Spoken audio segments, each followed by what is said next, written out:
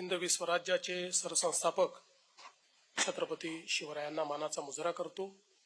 भारतीय राज्यघटनेचे शिल्पकार भारतरत्न डॉक्टर बाबासाहेब आंबेडकर यांना मानवंदना अर्पित करतो।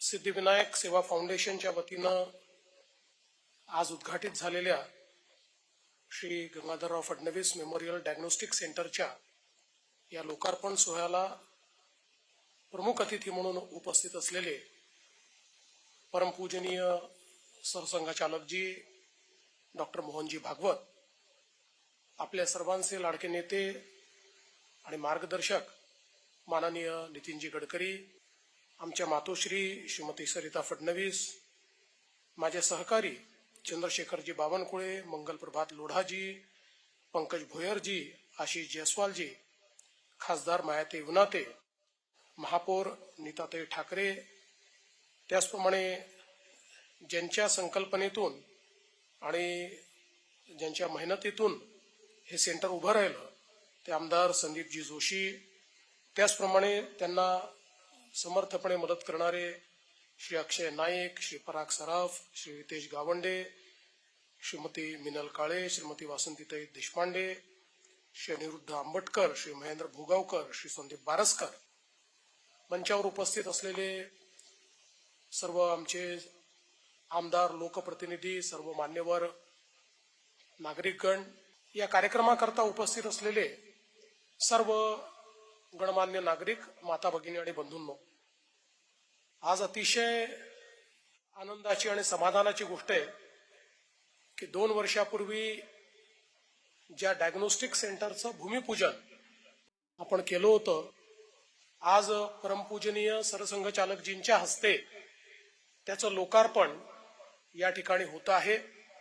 आणि अतिशय सुंदर असं हे डायग्नोस्टिक सेंटर, अतिशय आधुनिक अशा प्रकारच्या सर्व मशीन्स ज्याच्यामध्ये आहेत, सर्व सेवा सुविधा आहेत, असं हे डायग्नोस्टिक सेंटर आजपासनं आपल्या सर्वांच्या सेवेत रुजू होत आहे। खरं म्हणजे हे जे काही डायग्नोस्टिक सेंटर उभं राहिलं, याच्या पाठीमागे संपूर्ण जी मेहनत आहे ती संदीपजींची आहे। संदीपजींनी ही सगळी टीम उभी केली आणि या टीमच्या माध्यमातून अतिशय कमी वेळामध्ये हे डायग्नोस्टिक सेंटर उभं केलं। ज्यावेळी डायग्नोस्टिक सेंटरच्या संदर्भात त्यांनी मला सांगितलं की आपण असं ठरवलं होतं की एखादं चांगलं डायग्नोस्टिक सेंटर झालं पाहिजे, तर आता मी त्याचा पाठपुरावा करतोय, मी ते करतोय आणि त्याला माझी इच्छा आहे की स्वर्गीय गंगाधररावजींचं नाव द्यायचं। त्यावेळी अर्थातच आम्ही यापूर्वी कधीच वडिलांच्या नावाने कुठलीही अशा प्रकारची वास्तू किंवा कुठल्या स्मृतीमध्ये कुठलं कार्य हे केलं नव्हतं। त्यामुळे याला आता परवानगी द्यायची नाही द्यायची असा एक प्रश्न नक्कीच मनामध्ये होता। मी त्याला सांगितलं की आपण दुसरं कुठलं नाव देऊ, पण त्याचा फार आग्रह होता। आणि मग मी संदीपला सांगितलं की आता तू जाऊन माझ्या आईची परमिशन घे, आईने परवानगी दिली तर तू निश्चितपणे मग त्या नावाने कर। आणि मग संदीपने जाऊन आईला पटवलं आणि आईची परवानगी घेतली आणि या ठिकाणी आमचे वडील गंगाधरराव फडणवीस यांचं नाव या ठिकाणी दिलं। खरं म्हणजे स्वर्गीय गंगाधरराव फडणवीस यांच्याबद्दल माझ्यापेक्षा अधिक माननीय नितीनजी आणि परमपूजनीय मोहनजी सांगू शकतील, कारण त्यांनी अगदी जवळून त्यांना पाहिलेलं आहे। त्यामुळे मी त्यांच्याबद्दल काही सांगणं हे योग्य देखील नाही, पण मी एवढंच सांगू शकतो की जेवढं काही मी कमी वयामध्ये त्यांचं कार्य पाहू शकलो त्याचा खूप मोठा परिणाम हा माझ्या जीवनावर झाला आणि एक प्रकारे समाज कार्य करण्याची प्रेरणा आणि निस्वार्थ कार्य करण्याची प्रेरणा आणि विशेषतः जो काही माझा राष्ट्रीय स्वयंसेवक संघाशी संबंध आला, त्यानंतर राष्ट्रीय विचारांशी जो काही संबंध आला, या सगळ्या गोष्टी केवळ वडिलांमुळेच त्या ठिकाणी घडल्या। त्यांना पाहूनच या सगळ्या गोष्टी खरं तर होऊ शकल्या आणि म्हणून माझ्याकरता नेहमीच एक प्रेरणास्त्रोत म्हणून मी माझ्या वडिलांकडे बघितलेलं आहे।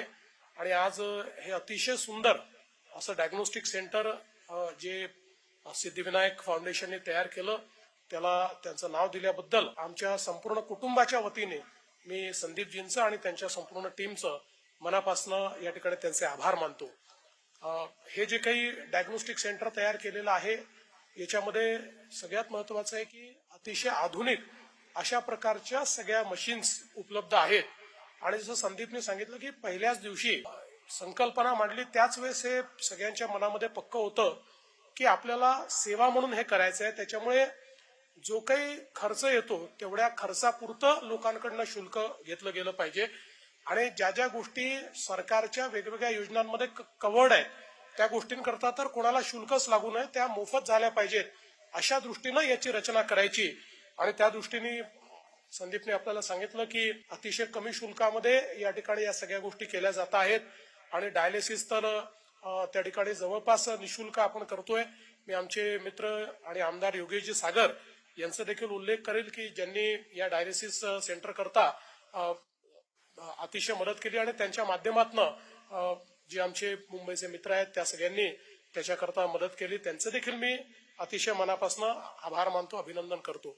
खरं तर आपल्याला कल्पना आहे की नागपूर शहरात विदर्भात माननीय नितीनजींच्या नेतृत्वात खूप मोठ्या प्रमाणात आपण सेवा प्रकल्प चालवतो. अनेक वेगवेगळ्या पद्धतीनं गरीबातल्या गरीबाला त्या ठिकाणी जी काही आरोग्य सेवा आहे ती आरोग्य सेवा आपल्याला कशी या ठिकाणी उपलब्ध करून देता येईल असा प्रयत्न सातत्याने आपण करत असतो. आणि खऱ्या अर्थानं ही जी काही सेवेची प्रेरणा आहे त्या प्रेरणाचे एक प्रकारे प्रेरणास्त्रोत असलेले परमपूजनीय सरसंघचालकजी या ठिकाणी आहेत.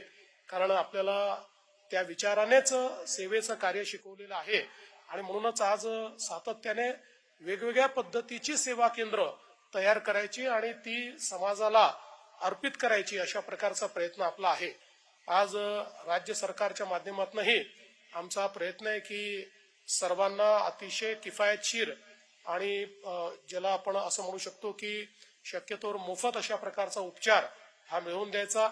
देशाचे प्रधानमंत्री माननीय नरेंद्र मोदीजी यांची जी जनारोग्य योजना आहे त्याच्यासोबत महाराष्ट्र सरकारनेही महात्मा फुले जनारोग्य योजना सुरू केली आणि या दोन योजनांच्या माध्यमातून आता जवळपास महाराष्ट्रातल्या 100% लोकांना आपण या योजनांमध्ये कव्हर केलेलं आहे. महाराष्ट्रामध्ये जवळपास आता 4,500 हॉस्पिटल्सचं नेटवर्क आपण उभं केलेलं आहे की ज्या ठिकाणी सर्व लोकांना मोफत उपचार हे आता आपण उपलब्ध करून दिलेले आहेत. जवळपास पूर्वी 1200 आजारांकरता आपण मदत करायचो, आता त्याची संख्या ही 2400 केलेली आहे. 2400 आजाराकरता आपण मोफत उपचार त्या ठिकाणी उपलब्ध करून देतो आणि त्याचसोबत जे ऑर्गन ट्रान्सप्लांट सारखे जवळपास 12 अशा प्रकारचे उपचार पद्धती आहेत की ज्याला अधिक खर्च येतो त्यांना 22 लाख रुपयापर्यंत आपण राज्य सरकारच्या वतीनं या ठिकाणी मदत करतो आणि सामान्य माणसाला कुठल्याही प्रकारे आरोग्याचा जो काही खर्च आहे तो परवडला पाहिजे या दृष्टीने आपण प्रयत्न करतो. एकीकडे ही सगळी योजना आपण करत असताना अफोर्डेबिलिटी आपण आणली, ऍक्सेसिबिलिटी आपण आणली, तरीही मोठ्या प्रमाणात अशा प्रकारच्या केंद्रांची आवश्यकता आहे.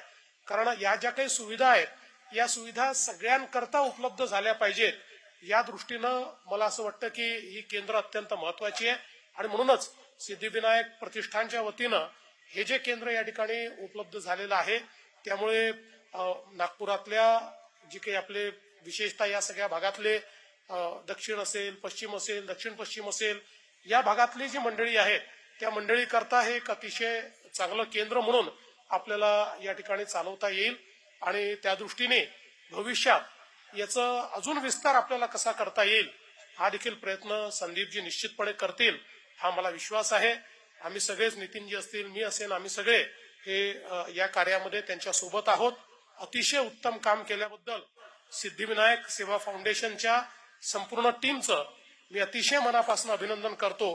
पुढच्या सगळ्या त्यांच्या कामाला शुभेच्छा देतो आणि हे जे काही केंद्र आहे या केंद्राच्या माध्यमातून सामान्यातल्या सामान्य माणसाला आरोग्य मिळावं अशी ईश्वरचरणी प्रार्थना करून माझे 2 शब्द संपवतो. धन्यवाद. जय हिंद, जय महाराष्ट्र.